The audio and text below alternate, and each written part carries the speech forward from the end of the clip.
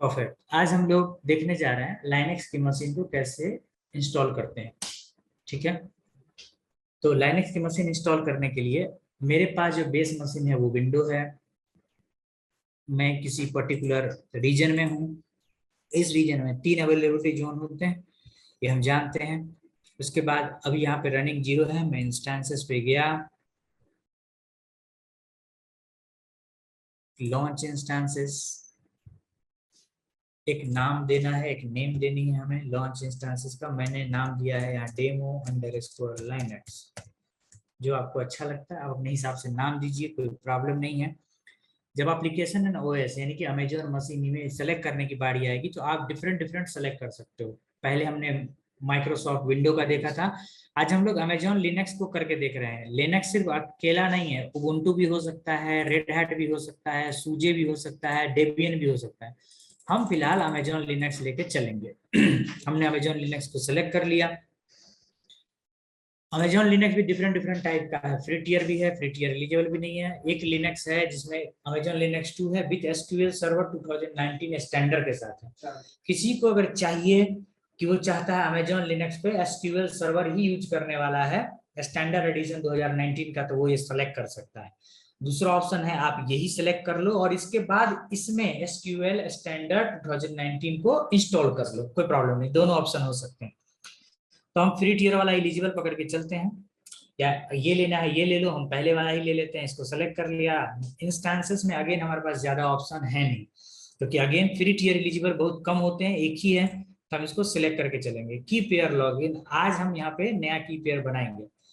जैसे आप नया की पेयर बना जाओगे, हमने देखा था पिछले बार विंडोज में हमेशा डॉट पेम आता है, लेकिन हमें आज यहाँ पर डॉट पीपीके लेना पड़ेगा। इसका रीजन बहुत सिंपल है, बहुत सिंपल है, ध्यान से समझने की बात है। पेम से भी काम चलेगा, लेकिन प्रॉब्लम क्या है, मेरा मशीन क्या है, विंडो का बेस मशीन, हम कनेक्ट करने जा रहे हैं लाइनेक्स की मशीन। प्रॉब्लम यह है लाइनेक्स का जो मशीन है ना, लाइनेक्स का मशीन जो हम कनेक्ट करने जा रहे हैं एडब्ल्यूएस के ऊपर, वो हमारे बेस मशीन से कनेक्ट होगे नहीं डायरेक्टली। तो हमें चाहिए होगा कोई third party tool. Third party tool में यहाँ हम पुट्टी का इस्तेमाल करेंगे, ओपन सोर्स पुट्टी होता है, ओपन सोर्स है, पुट्टी का इस्तेमाल करेंगे। पुट्टी भाई साहब कहते हैं कि देखो ऐसा है, मैं डॉट पेम की नहीं सुनूंगा, मुझे चाहिए डॉट पीपीके।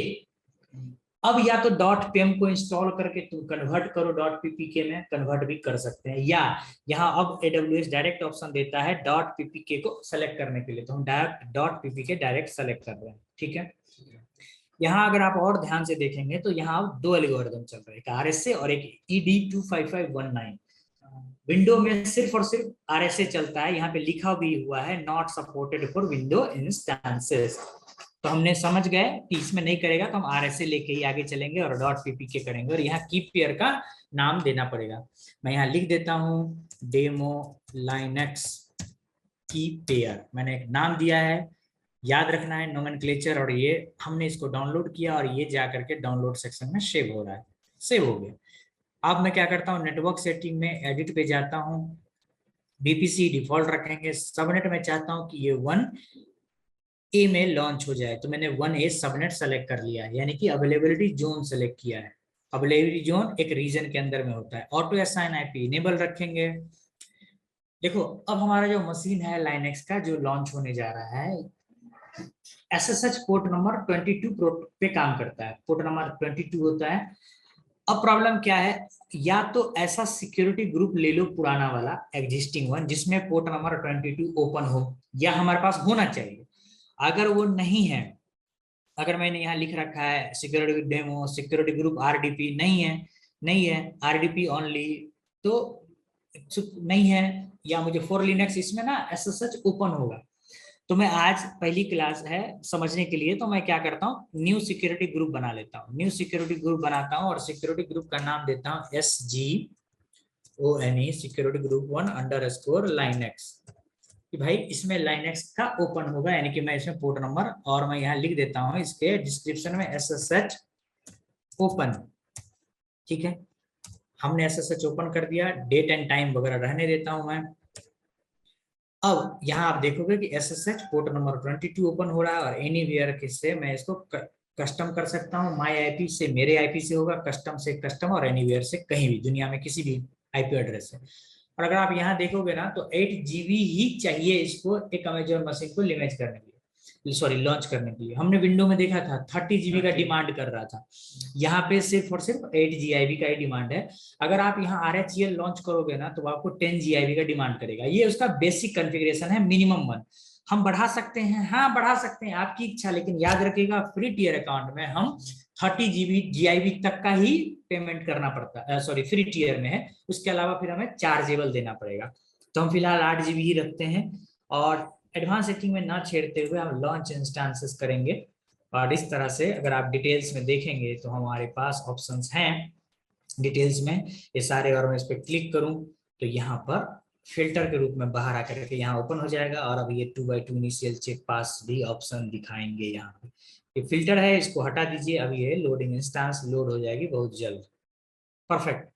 अब हम यहाँ इसको रिफ्रेश करेंगे, ये 2x2 चेक पास हो गया है, ये मशीन चल रही है। अगर आप सेलेक्ट करोगे तो यहाँ आपको आईपी एड्रेस वगैरह मिल जाएंगे, सिक्योर नेटवर्किंग। अब कनेक्ट करने के लिए जब आप कनेक्ट पे ऑप्शन करोगे, यहाँ 4 ऑप्शन आते हैं, EC2 instance connect, session manager, SSH client और सीरियल कंसोल। सीरियल कंसोल के लिए हम ऑथराइज नहीं है एज AWS में, जब जैसा कि हमने विंडो में देखा था।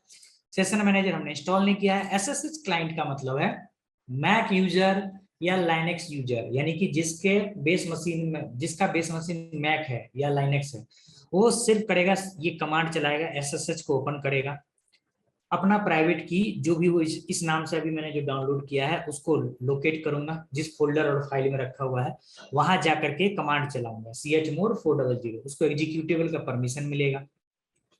उसके बाद में हम अपने पब्लिक DNS का इस्तेमाल करते हैं और ये वाला कमांड चलाएंगे, SSH स्पेस -i, वो की पेयर का नाम देखो यहाँ पे पेम आ रहा है, पेम का ही इस्तेमाल करता है ये। अब यहाँ PPK नहीं चाहिए।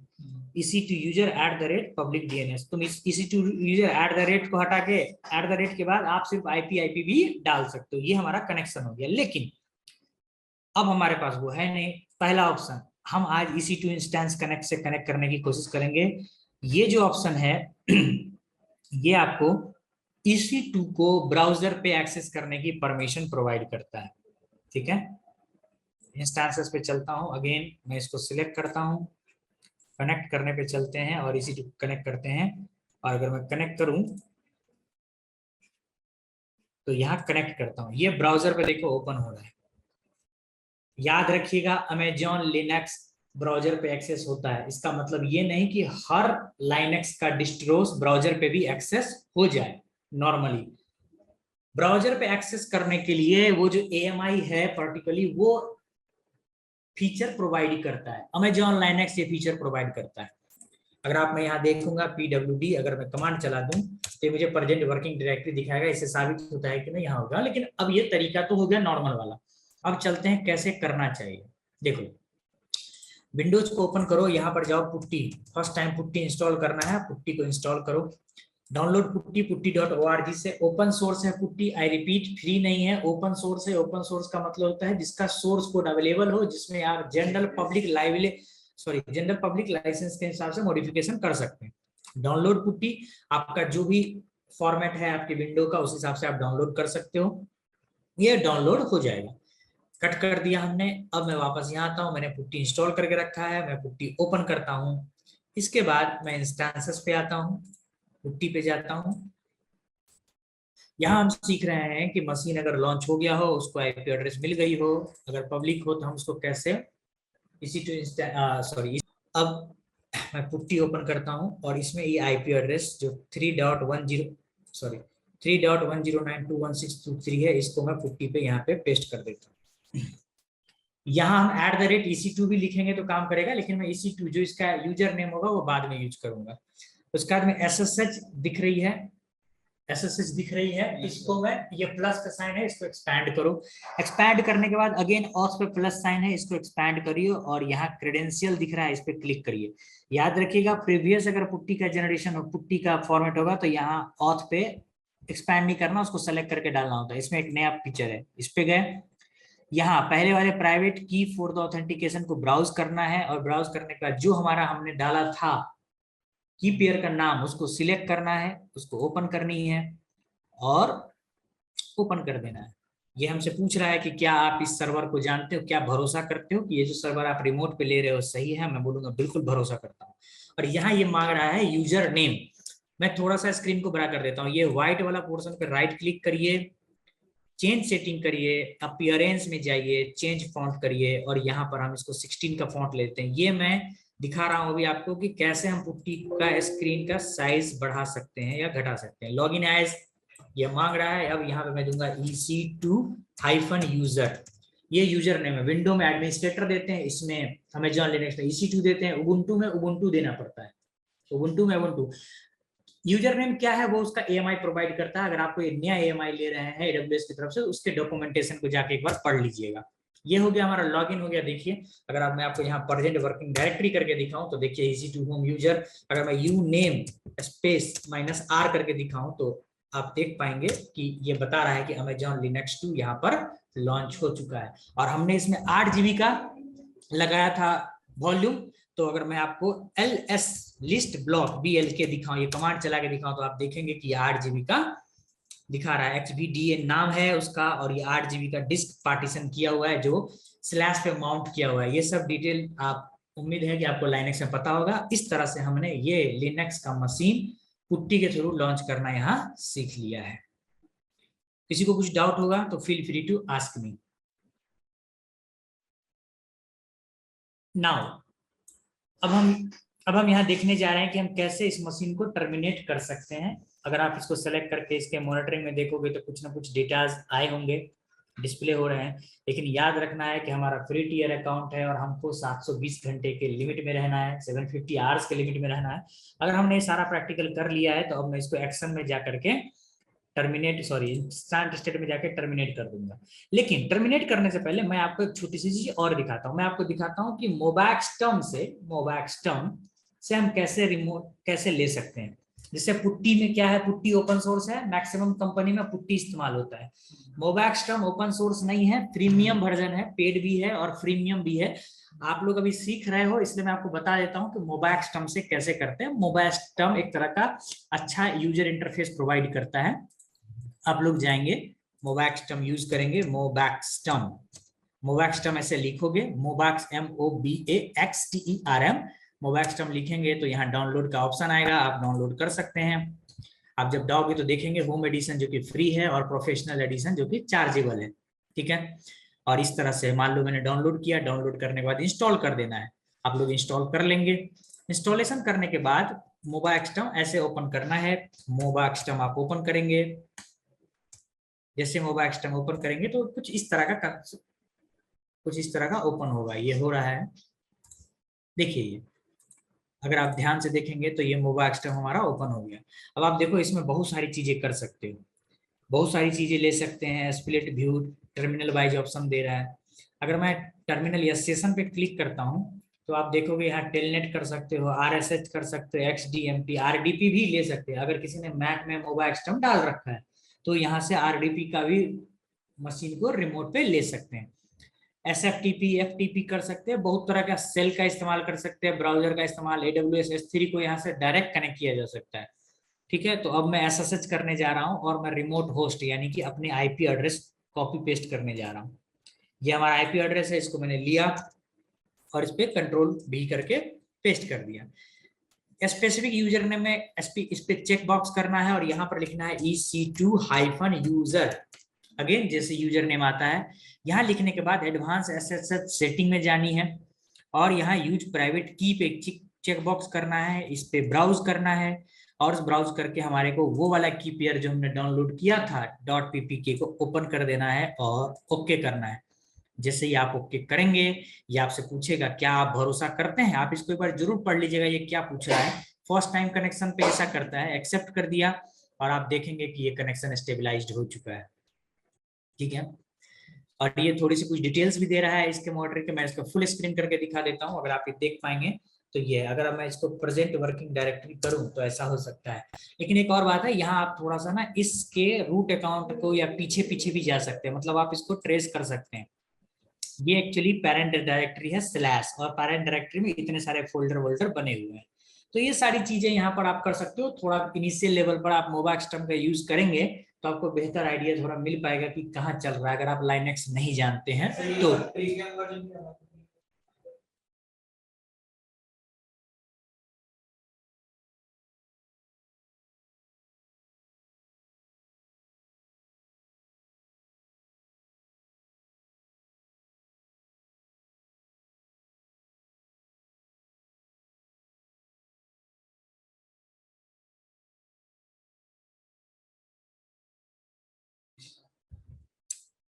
ठीक है,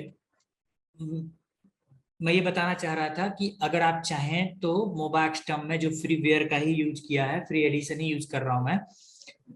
हालांकि आप इसमें देख पाएंगे अगर एक किसी पे, जैसे मैं इस ईटीसी के ऊपर ईटीसी के ऊपर जाता हूँ या वापस होता हूँ स्लैश यूजर स्लैश होम में जाता हूँ, तो ये हमारा होम के अंदर EC2 फोल्डर बना हुआ है। अगर आप देखोगे तो अभी यहाँ पे खाली है। अगर मैं यहाँ ls करता हूँ तो ये दिखाएगा, सॉरी, अगर मैं यहाँ पर ls करूँ तो यहाँ पर ये कुछ नहीं दिखा रहा, लेकिन ls स्पेस -a करूँ तो ये हिडन डायरेक्टरीज दिखाएगा। आप ये देख पा रहे हैं, सेम टू सेम। मैं काम करता हूँ कंसोल को क्लियर करता हूँ, यहाँ पे मैंने कंसोल को क्लियर कर दिया, प्रेजेंट वर्किंग डायरेक्टरी दिखाऊं तो अभी मैं स्लैश होम स्लैश EC2 के अंदर में यहाँ पे हूँ। Okay perfect. अब मैं यहाँ एक डायरेक्टरी बना देता हूँ या एक फोल्डर बनाता हूँ, एक फाइल बनाता हूँ, सॉरी। तो कमांड होता है sudo touch। sudo का इस्तेमाल करते हैं हम एडमिन परमिशन देने के लिए। टच कमांड है जो फाइल बनाता है, टच डेमो फाइल 1, मैंने ये इंटर मारा, ये डेमो फाइल ONE1 इंटर मारूंगा, यहाँ पर आप देखेंगे। लेकिन अब ये कहाँ बना है, ये बन गया स्लैश के ऊपर, क्योंकि मैंने इसको बताया नहीं था कि इसको कहाँ बनाना है। अगर आपको भरोसा ना हो तो मैं आपको दिखा सकता हूँ, आप लोग देखिए। पेरेंट डायरेक्टरी में जाएंगे, पेरेंट डायरेक्टरी के अंदर में एक फाइल बनेगी, जो अभी मैं कहाँ पे हूँ, present working directory slash home slash EC2 user के अंदर। तो मैं होम के अंदर चलता हूँ, स्लैश EC2 यूजर के अंदर पढ़ता हूँ। अब आप देखो यहाँ डेमो फाइल 1 नाम का बन गया। मैं इस प्रेजेंट वर्किंग डायरेक्टरी पे था और मैंने यहीं पे एक कमांड एग्जीक्यूट किया है, इसलिए यहाँ पर बन गया। ठीक है, देख पा रहे हैं। अगर मैं फाइल को ओपन करूं कैट कमांड से, कैट स्लैश डेमो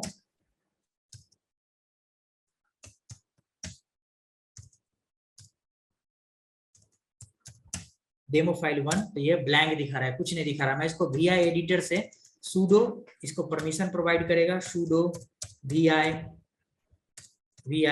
एडिटर। उसके बाद में इसको ओपन करके कुछ मॉडिफिकेशन करना चाहता हूँ। डेमो फाइल 1 मैंने लिखा, ये आ गया। मैं इंसर्ट मोड में जाता हूँ, मैं यहाँ पे कैप्स लॉक ऑन करके लिखना शुरू करता हूँ, हाई टीम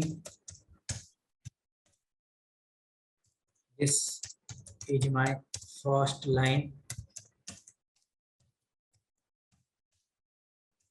मैं हिंदी में लिखता हूँ, आप लोग मजे कर रहे होंगे, इंटर। थैंक यू, बहुत बहुत धन्यवाद, थैंक यू। ये मैंने इंटर किया, एस्केप किया।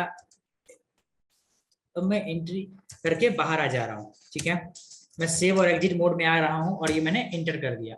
अब अगर आप सेम टू सेम फिर से कमांड चलाएंगे, कैट वाली कमांड, तो आप देखोगे कि इसमें कुछ एंट्री हो चुकी है। Hi team this is my first line, आप लोग मजे कर रहे हो, और यहाँ पर मैंने ये चीज एंट्री की है।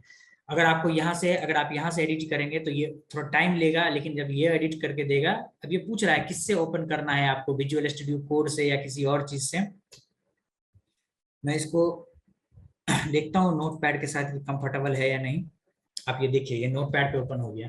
थोड़ी सी आपको जब इनिशियल फेज पर आप लाइनेक्स में काम कर रहे हैं तो ये आपको हेल्प करेगा समझने के लिए, बट मैक्सिमम कंपनीज में ओपन सोर्स के रूप में पुट्टी का ही इस्तेमाल किया जाता है। इसका एक और फायदा है, मोबैक्सटम में आप एक साथ मल्टीपल सेशन कनेक्ट कर पाओगे, लेकिन पुट्टी में आपको हर सर्वर के लिए अलग अलग बनाना पड़ेगा, अलग अलग सेशन स्टार्ट करना पड़ेगा। आई होप अभी तक आप लोग यहाँ समझे होंगे। अगर किसी तरह का कोई दिक्कत हो तो feel free to connect me, contact me. अब मैं यहाँ पर जा करके, आप देख पा रहे हैं, अगर आप मॉनिटरिंग पे एक बार फिर से नजर देंगे तो आपको मॉनिटरिंग यहाँ मिलेगी बेहतर रूप में, क्योंकि हमने इस पर कुछ एग्जीक्यूशन टास्क किया है।